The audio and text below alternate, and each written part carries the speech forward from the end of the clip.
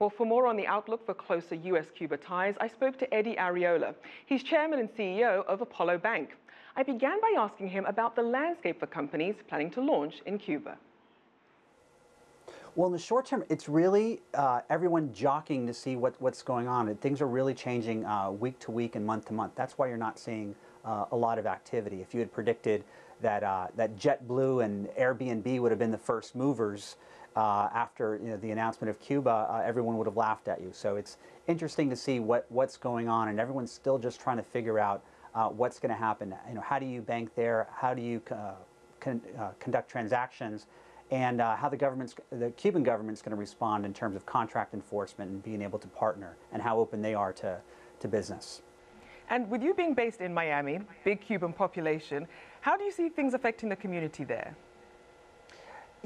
10 years ago, if this would have happened 10 years ago, the town would have been in uproar, and this is all you would have been talking about.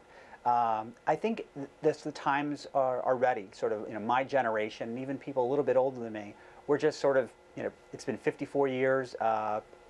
It's time for a change. So everyone, I think, is really excited. There is still a minority group that is still very upset and are having a hard time swallow this. But overall, people are very excited for the people in Cuba, and also for the opportunity here for Americans and Cuban Americans that can start to rebuild the relationships there. And as with any new development, there can be challenges. What are some of the challenges that you think might arise? Well, from a business standpoint, contract enforcement and legal issues. The Cuban government has a very poor history in terms of working with business and being able to enforce contracts and sharing profits. And when your only partner is a communist regime, that's a hard business proposition. And additionally, infrastructure. So my father is actually in Cuba